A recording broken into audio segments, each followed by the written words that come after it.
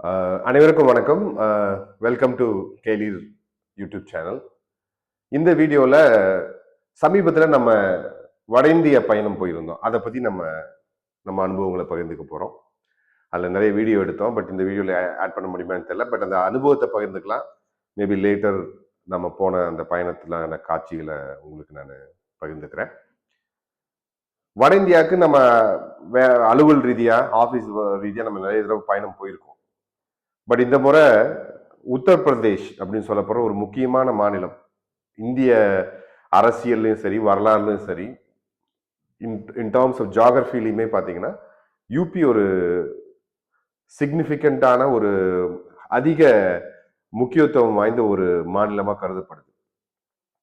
நம்முடைய பாரத நாட்டினுடைய முதல் பிரதமராக இருந்தவராக இருந்த நேருவும் சரி, அதுக்கு பிறகு நிறைய பிரதமர்கள் வந்திருந்தாங்க. பட் எல்லாமே பார்த்தீங்கன்னா அந்த அரசியல் அதிகாரத்தை பிடிக்கிறதுல ஒரு முக்கியமான ஒரு பிரதேசமா ஒரு மாநிலமா உத்தரப்பிரதேசம் இருக்கு. ஒரு ஒரு சேயிங் கூட இருக்கு, the road to Delhi goes via Lucknow or Uttar Pradesh அப்படின்னு சொல்றாங்க. ஏன்னா மாநிலங்களவை பாராளுமன்ற தேர்தலில் பார்த்தீங்கன்னா 80க்கு ஆல்மோஸ்ட் 80 நினைக்கிறேன், 80 பார்லிமெண்ட்ரி சீட்ஸ் இருக்கு. ஈவன் அந்த மற்ற ராஜ்யசபா அந்த மாதிரி விஷயங்கள்லையுமே அந்த ஸ்டேட்டோடைய எம்எல்ஏஸோட இம்பேக்ட் ஜாஸ்தியாக இருக்கு. ஸோ அதனால அது ஒரு அரசியல் முக்கியத்துவம் வாய்ந்த, அரசியல் மட்டும் கிடையாது, கலாச்சார முக்கியத்துவம் வாய்ந்த பிரதேசமாக கருதப்படுது. நீ இந்தியாவுடைய ஐக்கனோகிராஃபி, ஒரு வரலாறு நீங்கள் எடுத்துட்டீங்க, இல்லை ஒரு மத கலாச்சாரத்தை எடுத்துட்டீங்கன்னா முக்கியத்துவம் வாய்ந்த கோயில்களாகட்டும், இல்லை வரலாற்று முக்கியத்துவம் வாய்ந்த நபர்களாகட்டும் யூபி பேஸ் பண்ணி தான் இருப்பாங்க. கிருஷ்ணர், இந்திய அந்த இந்து கடவுள்ல, அதுவும் இந்தியாவுடைய கலாச்சாரத்துல ஒரு பெரிய ஐக்கானா சொல்லப்படுற கிருஷ்ணர் ஆகட்டும், ராமர் ஆகட்டும், அவங்கெல்லாம் பிறந்த ஒரு தேசம் உத்தரப்பிரதேசம். இன்னைக்கு ரூலிங்கா இருக்கிற பிஜேபியினுடைய அரசியல் எதிர்காலத்தை, அது ஒண்ணுமே இல்லாத ஒரு பவர் இல்லாத சூழ்நிலை அந்த டைம்ல ஜனசங்கா இருந்தப்போ அவங்களுக்கான எதிர்கால ஒரு எக்ஸ்பெரிமெண்டல் கர்ம பூமியா உத்தரப்பிரதேசம் தான் இருந்தது. ஸோ நம்முடைய அனுபவங்கள் என்ன, நம்ம அதை பற்றி நிறைய படிச்சிருக்கோம். யூபிக்கு ஒரு மல்டிபிள் லேயரான வரலாறு இருக்கு. ஸோ நான் எங்கே யூபியில் போனேன்னு சொல்லிடுறேன். லக்னோ போயிருந்தேன். லக்னோ தான் அவங்களுடைய தலைநகரம். உண்மையாலுமே நான் பார்த்த வரைக்கும் கொஞ்சம் ஸ்டாண்டர்ட் ரோட்ஸு அதெல்லாமே நல்லாவே பண்ணியிருக்காங்க. அதுக்கான வளர்ச்சி பணிகள் பண்ணியிருக்காங்க. சட்டம் ஒழுங்கு இம்ப்ரூவ் ஆகிருக்கிறதா நாம் போனப்போ நம்ம படித்ததை விட இப்போ நல்லா இருக்கிற மாதிரி ஒரு ஒரு ஒரு அனுபவம் நம்மளுக்கு இருக்கு. லக்னோ வந்து தலித் பகுஜன் அரசியல்லையுமே ஒரு முக்கியமான அதிகார மையமாக இருக்கு. நீங்க அங்கே போனீங்கன்னாவே தெரியும், நிறைய புத்தருக்கான கன்ஷிராம், மாயாவதி அவங்க முதலமைச்சராக இருக்கும் பொழுது நிறைய அழகான நினைவு மெமோரியல்ஸாக அவங்களுக்கு ஏற்படுத்தினாங்க. ஸோ நிறைய ஸ்தூபிகளை பார்க்கலாம், அவங்களோட இம்பேக்ட் பார்க்கலாம். இப்போ அஃப்கோர்ஸ் பிஜேபி ரூல் பண்ணுறதுனால அதற்கான நிறைய அடையாளங்கள், அந்த காவி கொடிகளாகட்டும், மற்றபடி அந்த அரசியல் முக்கியத்துவம் வாய்ந்த அடையாளங்களாகட்டும், அடல் பிகாரி வாஜ்பாய் அவங்க பேரில் ஹாஸ்பிட்டல், அவங்களுக்கான அந்த நினைவு தூண், இந்த மாதிரி விஷயங்கள் எல்லாமே நிறைய பண்ணியிருக்காங்க.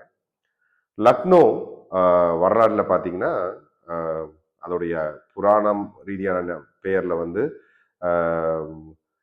ராமருடைய சகோதரர் லக்ஷ்மணன் அவருடைய பேரை அடிப்படையாக வச்சு சொல்லப்படுது மைத்தாலஜியில். பட் வரலாற்று ரீதியாக பார்க்கும்போது இஸ்லாமிய ஆட்சியில், முகலாயருடைய ஆட்சியில் ஒரு முக்கியத்துவம் வாய்ந்த பகுதியாக இருந்து, பிறகு அந்த ஆட்சியில் இருந்து ஒரு நவாப்னு சொல்லப்படுற ஒரு பிரதிநிதியாக ஒருத்தர் வந்து அவரே ஒரு அட்டானமஸ் ரீஜனாக அதை ரூல் பண்ணுற மாதிரி வந்தது தான் அந்த லக்னோவுடைய ஹிஸ்ட்ரி. அதுக்கு முன்னாடி நிறைய ஹிந்து மன்னர்கள் அங்கே ரூல் பண்ணியிருக்காங்க.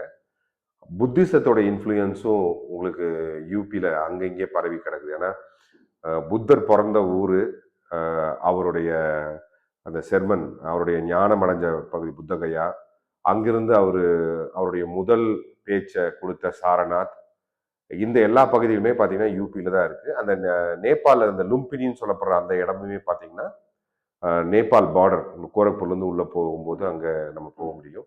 ஸோ புத்தருடைய கர்ம பூமியாக இருந்த யூபி, அவர் பீகாரும் போயிருக்காரு. பீகாருங்கிற வார்த்தையே பார்த்தீங்கன்னா பீகார்லேருந்து வந்ததாக சொல்லப்படுறாங்க. ஸோ அந்த பகுதியில் அந்த தாக்கம் இருக்கு.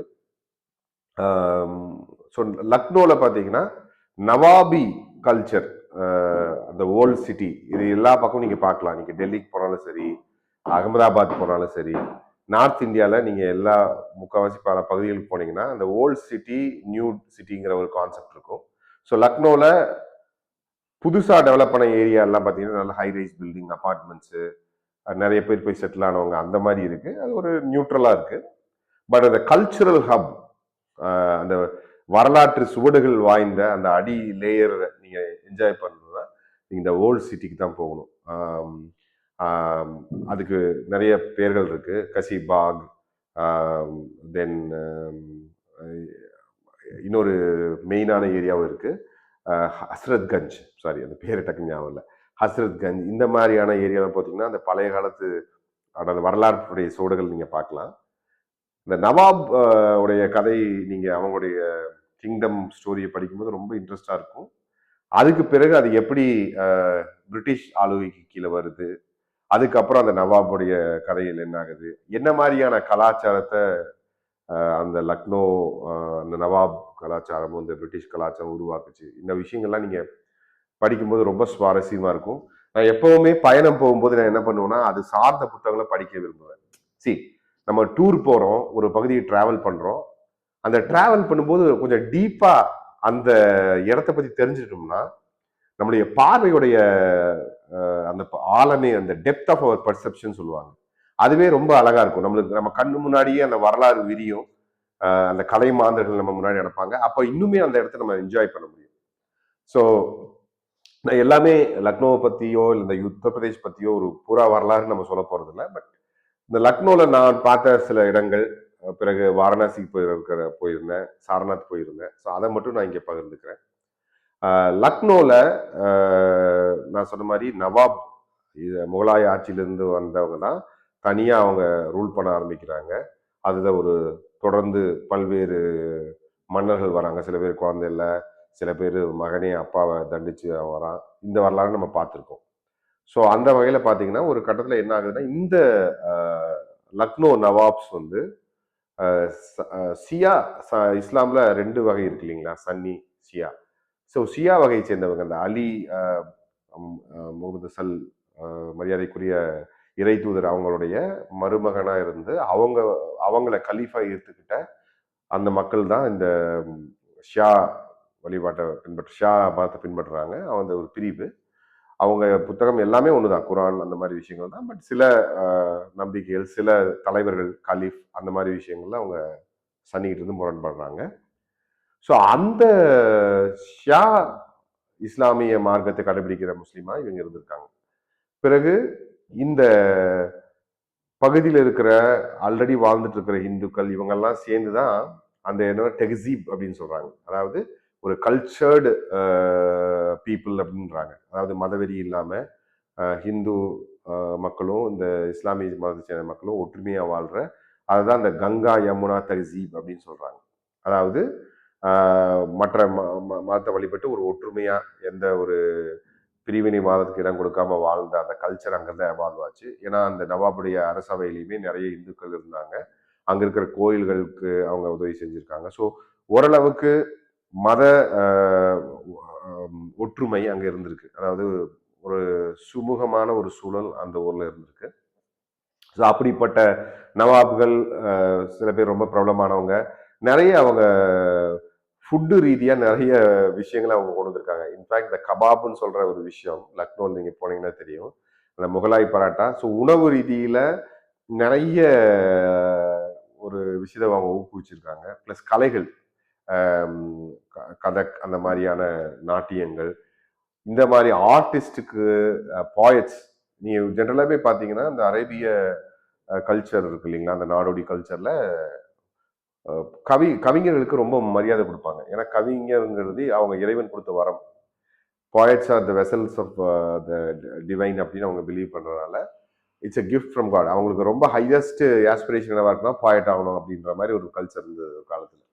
ஸோ அந்த மாதிரி இந்த நவாபி கல்ச்சரில் பார்த்தீங்கன்னா நிறைய கவிஞர்களுக்கு ஊக்கம் கொடுத்துருக்காங்க. அவங்களுக்கு தேவையான பொருளாதார உதவி, நாட்டியம், இந்த நவாப், கடைசி நவாப் இருக்கார் இல்லைங்களா, இந்த புத்தகத்தை பார்த்தா தெரியும், இதுதான் கடைசி நவாப், வஷீர் ஷான்னு சொல்றாங்க. இந்த நவாப் வந்து வெள்ளையர்களால் கல்கத்தாக்கு விரட்டி அடிக்கப்படுறாரு. இவர் நிறைய கலைகளை ஊக்குவிச்சிருக்காரு. இன்ஃபேக்ட் ஒரு ஸ்கூல் ஆஃப் தாட் என்ன சொல்லுதுன்னா, இவர் ரொம்ப கலை, இலக்கியம் அந்த மாதிரி போனனால அவர் அரசு நிர்வாகத்துல ஃபோக்கஸ் பண்ணல அப்படின்னு சொல்றாங்க. பட் மெஜாரிட்டி ஆஃப் பீப்புள் பார்த்தீங்கன்னா இவரை ரொம்ப நேசிக்கிறாங்க. மக்களுக்கான ஒரு நவாப் அப்படின்னு சொல்றாங்க. ஸோ லக்னோவில் அந்த கோர் ஏரியா இருக்கு இல்லைங்களா, அங்கே போனீங்கன்னா உங்களுக்கு தெரியும், நிறைய அந்த பழைய காலத்து பில்டிங்ஸ் இருக்கும், மாஸ்க் இருக்கும். குறிப்பாக 2 இமாம்பரான்னு சொல்றாங்க. மாஸ்க் அப்படின்றது சொல்றதை விட இமாம்பராங்கிறது இந்த அலி சகோதரர்கள் அவர் கூட சேர்ந்து நிறைய பேர் சாக்ரிஃபைஸ் பண்ணாங்க இல்லைங்களா, அவங்களுடைய நினைவா அவங்க கட்டியிருக்காங்க. ரொம்ப அழகா இருக்கு. நீங்க அந்த ஹுசைன் காஞ்ச் போனீங்கன்னா அதை நீங்க பார்க்கலாம். இந்த ஏதோ ஒரு துருக்கி நாட்டுக்கு போன மாதிரி இருக்கு. நீங்க திடீர்னு வேற ஒரு ஊருக்கு போன மாதிரி இருக்கு. அங்க இருக்கிற ஸ்ட்ரீட் ஃபுட் ஆகட்டும், அங்க இருக்கிற இந்த ஈரானி தம் டீன்னு ஒன்று வைக்கிறாங்க. அப்பா வேற லெவலுங்க. எனக்கு நான் அதை சாப்பிட்டுட்டு சீரியஸா எனக்கு ரொம்ப இப்படி ஒரு டீ நான் சாப்பிட்டது இல்லை, அந்த ஈரானி தம் டீ மாதிரி. அப்புறம் ரோடு பூராமே ஸ்ட்ரீட் ஃபுட்ஸு, அந்த டர்க்கி கேட்னு ஒன்று இருக்கு. அது ஆக்சுவலி ரூமி கேட்னு சொல்லுவாங்க. சாரி, ரூமி கேட் போனீங்கன்னா பியூட்டிஃபுல்லாக இருக்கும் அந்த டிசைன்ஸு, அந்த இது எல்லாமே. ஸோ ஒரு நல்ல அனுபவம் உங்களுக்கு. அந்த நவாபோட ஆர்கிடெக்சர்ஸு, அங்கே வாழ்கிற வாழ்க்கை முறைகள், அவங்க உணவு முறைகள், இது எல்லாமே ரொம்ப சிறப்பாக இருந்தது. உணவுன்னு சொல்லப்போனால் அந்த ஃபேமஸ் லக்னோ கலாட்டி கபாப்னு சொல்கிறாங்க. அது வந்து ஏதோ ஒரு சீக்ரெட் ரெசிபியை வச்சு ரொம்ப, அதாவது அந்த கதை அப்படின்னா, அந்த நவாபுக்கு வந்து பல்லு போயிடுச்சு. அவர் வந்து ஒரு போட்டி வைக்கிறாரு. அங்கே இருக்கிற குக்ஸ் எல்லாத்தையும் கூப்பிட்டு, நீங்கள் எனக்கு வந்து அதாவது நான்வெஜ் ஃபுட்டு எளிதில் ஜீரணமாகணும், எனக்கு பல்லு இல்லாமல் இருக்கிறதுக்கும் அது கரெக்டாக இருக்கணும், என்னால் சாப்பிட முடியணும்னு சொன்னனால எல்லாரும் சேர்ந்து போட்டியில் ஜெயிச்சிருக்காங்க. போட்டி போட்டு அதில் ஒருத்தர் வந்து இந்த கபாபை கிரியேட் பண்ணியிருக்காரு. அவர் பேர் வந்து முரட் அலி. பட் அந்த கபாப் கடை பேர் பார்த்தீங்கன்னா தொண்டே கபாப்னு இருக்கும். நான் என்னன்னா எல்லா பக்கம் தொண்டே கபாப்னு சொல்கிறாங்கன்னு கேட்டால், அவர் வந்து ஒரு கை தான் இருந்திருக்கு அவருக்கு. ஸோ அந்த ஒரு கையில் அவர் குக் பண்ணியிருக்காரு. அதனால தான் அவர் பேர் தொண்டே கபாப்னு சொல்கிறாங்க, துண்டே கபாப். ஸோ அது இதுக்கும் நிறைய ஒரு 4-5 ஷாப்ஸ் இருக்குது. நீங்கள் போயிட்டு ஆர்டர் பண்ணலாம். ரொம்ப ரீசனபிள் ரேட் தான். அதுக்கு பிறகு நிறைய சேட் ஐட்டம்ஸ். நான் பெருசாக சேட் ஐட்டம் விரும்புறதில்லை. பட் ஒரு ஐட்டம் ட்ரை பண்ணேன். இந்த பேஸ்கெட் சேட்னு ஒரு ஐட்டம். அதை நம்ம வாங்கி சாப்பிட்டா ரொம்ப ஹெவியாக இருந்தது. அதே மாதிரி உணவு முறையுமே பார்த்தீங்கன்னா உருளைக்கிழங்கு ஜாஸ்தியாக இருக்குது. அதாவது ஒரு 2 கேட்டகரி இருக்குது. ஒரு சைடு பியூர் வெஜிடேரியன், நிறைய பேர் வெஜிடேரியனாக இருக்காங்க. நிறைய கடைகள் நீங்கள் நார்மலான, இப்போ லக்னோவில் நான் இருந்த கிருஷ்ணா நகரில் ஸ்டே பண்ணியிருந்தேன், அந்த ஏரியா முக்கால்வாசி வெஜிடேரியன் தான். அதுலேயும் ஒரு நான்வெஜ் கடை இருக்குது. பட் நீங்கள் இந்த ஓல்டு சிட்டிக்கு போக போக நிறைய நான்வெஜ் ஷாப்ஸ் இருக்குது. நிறைய ஆப்ஷன்ஸ், ஷவர்மா, அந்த மாதிரி விஷயங்கள் எல்லாமே இருக்குது. அப்புறம் டீ குடிக்கிற கல்ச்சர் ரொம்ப அதிகமாக இருக்குது. நிறைய டீ கடைகள், சின்ன சின்ன கடைகள், இல்லைன்னா சைக்கிளில் பைக்கில் வந்து அவங்க டீ விற்கிறாங்க. நான் பிப்ரவரி மாதத்தோட ஃபர்ஸ்ட் வீக்கில், அதாவது இந்த வீக் முன்னாடி லாஸ்ட் வீக்கில் போயிருந்தேன். ஜனவரி மிட்லேருந்து லாஸ்ட் வீக் வரைக்கும் இருந்தேன். அதில் பார்த்தீங்கன்னா கோல்டு ரொம்ப ஜாஸ்தியாக இருக்குது. அதனால எல்லாருக்கும் அந்த டீ குடிக்கிறது ஒரு நம்ம வின்டர் க்ளோத்ஸ் போட்டு அந்த குளிர்லேருந்து அவங்கள பாதுகாக்கிறதுக்காக அவங்க எல்லாருமே அப்படி இருக்காங்க. நிறைய டீ குடிக்கிறாங்க. நான் ஆக்சுவலி லக்னோ சிட்டியை பாதி நடந்தே என்ஜாய் பண்ணேன். ஐ திங்க் இது சமீபத்தில் என்னோட ப்ராக்டிஸ். நான் கோட்டையும் போயிருந்தேன், குமரகம் போயிருந்தோம். அதில் எல்லாமே பார்த்தீங்கன்னா என்னோட அஜெண்டாவில் ஒரு நாள் போட் ரைட் போனேன், இன்னொரு நாள் வாக்கிங்லேயே போய் அந்த இடத்த என்ஜாய் பண்ணணும்னு சொல்லி. வாக்கிங் போகும்போது இன்னுமே நம்மளுடைய அந்த அனுபவங்கள் வந்து ஆழமாக இருக்குது. அது இன்னும் ஸ்லோவாக நம்ம என்ஜாய் பண்ணலாம், அவசர அவசரமாக நம்ம பார்க்குறத விட. ஸோ நம்ம ஃபுட்டை பற்றி சொன்னோம். இந்த நவாபுடைய கதையுமே பார்த்தீங்கன்னா ரொம்ப இன்ட்ரெஸ்டிங்காக இருக்குது. இந்த ஒரு வீடியோவில் எல்லாத்தையும் ஷேர் பண்ண முடியாது. ஸோ அதில் முக்கியமான இன்னொரு விஷயம், வரலாற்று பதிவையும் நம்ம சொல்லணும். லக்னோ வந்து பிரிட்டிஷ் மக்களால் கேப்சர் பண்ணப்படுது. அவங்க என்ன பண்ணுறாங்கன்னா, ஸ்லோவாக அந்த நவாப் கிட்ட ஒரு அக்ரிமெண்ட் போட்டு ஒரு ப்ராக்சியாக அவங்கள வச்சுருக்காங்க. அவங்களோட செக்யூரிட்டியெல்லாம் நாங்கள் பார்த்துக்குறோன்ட்டு. அந்த நவாபோட கோர்ட்டில் ஒரு ரெசிடெண்ட்டாக ஒரு வெள்ளைக்காரரே வந்திருக்காரு. ஸோ அந்த ரெசிடெண்ட்டுக்காக கட்டினது தான் இந்த ரெசிடென்சின்னு ஒரு பில்டிங் இருக்கும்.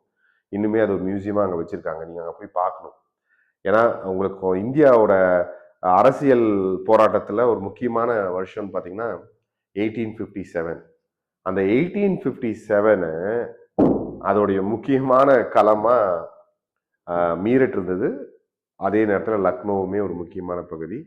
அங்கே வந்து ரெபல் ஃபோர்ஸ், அதாவது அந்த வெள்ளக்காரனுடைய நவாபு கீழே இருந்த சோல்ஜர்ஸு, வெள்ளக்காரங்கிட்ட இருந்த இந்தியன் சோல்ஜர்ஸு, இவங்கெல்லாம் சேர்ந்து அவரு மௌலானா, அவருடைய வரலாறுமே ரொம்ப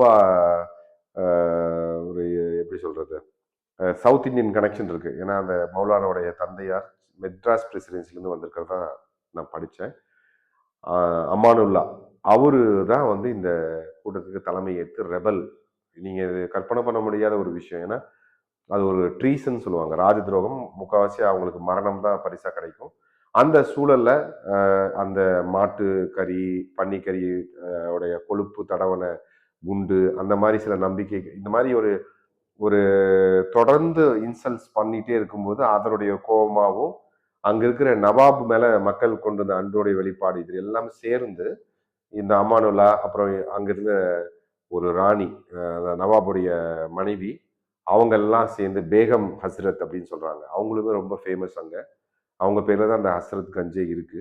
இவங்கெல்லாம் சேர்ந்து ஒரு பெரிய திட்டம் போட்டு அந்த ரெசிடென்சியை தாக்குறாங்க. அதான் 1857. அதை பத்தி நீங்க வெள்ளக்காரங்க எழுதின புத்தகம்லாம் நான் படித்தேன்.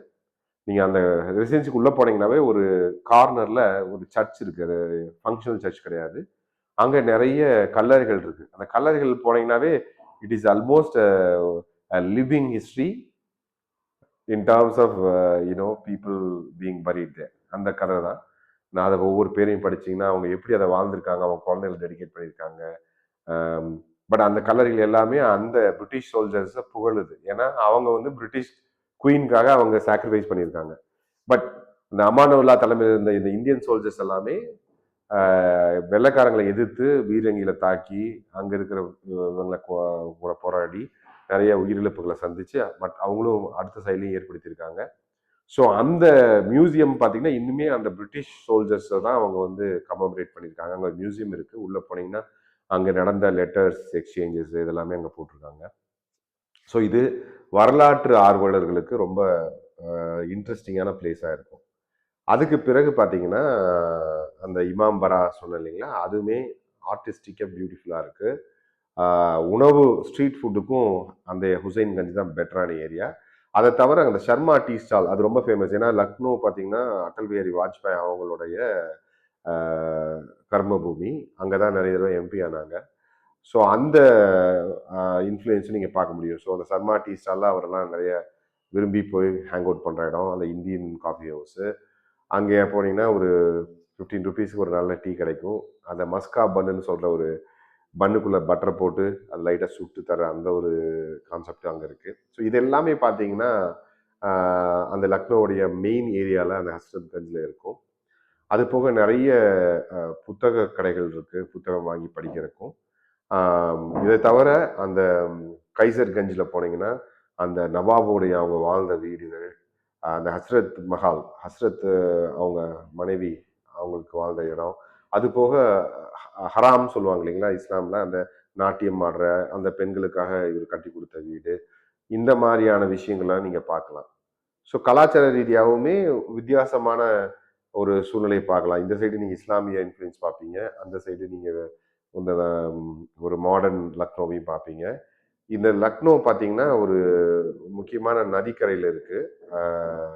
அந்த நதி அதுக்குள்ள பாஞ்சு உள்ள ஓடுது. அந்த நதி பேர் டக்குனு ஞாபகம் இல்லை. ஸோ அந்த நதி ஒரு இம்பார்ட்டண்ட் ரிவராக அங்கே இருக்கு. நீங்கள் கங்கையை பார்க்கணுன்னா எய்தர் கான்பூர் போகணும். நான் போனேன், பைக் எடுத்துகிட்டு போனேன். அங்கே வந்து அதுவுமே ஒரு முக்கியமான வரலாற்றுக்குரிய ஒரு இடம். கான்பூர் வந்து இப்போ ஐஐடி எல்லாம் இருக்குது, நீங்கள் பார்த்துருப்பீங்க. லெதருக்கு ரொம்ப ஃபேமஸ்ஸு. பட் ஹிஸ்ட்ரியில் பார்த்தீங்கன்னா அந்த 1857 நடந்தது இல்லைங்களா, அதில் ஒரு 800 வெள்ளைக்காரங்க ஃபேமிலி அவங்க வந்து இந்த கான்பூரில் எஸ்கேப் ஆகி போக வராங்க. அந்த நேரத்தில் நானா சாஹிப்னு ஒரு கிங் அங்கே இருந்திருக்காரு. அவர் மராட்டிய கிங்கு, பட் அந்த ஊரில் ரூல் பண்ணியிருக்காரு. அந்த கிங்கு அவங்கெல்லாம் சேர்ந்து இவங்களை வந்து மசாக்கர்ன்றாங்க, ஒரு படுகொலை பண்ணிட்டு தான். ஸோ அந்த இடம் இருக்குது. அவங்க எங்கேருந்து அந்த கப்பல் போச்சு, எங்கே அவங்க கொல்லப்பட்டாங்களோ அந்த இடத்துக்கு நான் போய் பார்த்தேன் கான்பூரில். பட் இதுக்கெல்லாம் ஒரு முத்தாய்ப்பா எனக்கு ஒரு நல் வாய்ப்பு வாரணாசிக்கு போனது தான். நான் அடுத்த வீடியோவில் உங்களுக்கு வாரணாசியை பற்றி ரொம்ப டீட்டெயிலாக சொல்கிறேன். இந்த வீடியோவில் லக்னோவை பற்றி, லக்னோவுடைய அரசியல் முக்கியத்துவம், நவாபுடைய இன்ஃப்ளூயன்ஸு, இப்போ இருக்கிற சூழ்நிலை என்ன, அங்கே இருக்கிற அந்த உணவு பழக்க வழக்கங்கள், அங்கே என்னென்ன ஃபேமஸ் அப்படின்ற விஷயத்த நான் ஷேர் பண்ணிட்டேன். ஸோ ரொம்ப லென்த்தியான வீடியோ ஆயிருந்திருக்குன்னு நினைக்கிறேன். நெக்ஸ்ட் வீடியோவில் நான் வாரணாசியை பற்றி உங்களுக்கு எக்ஸ்பிளைன் பண்ணுறேன். நன்றி.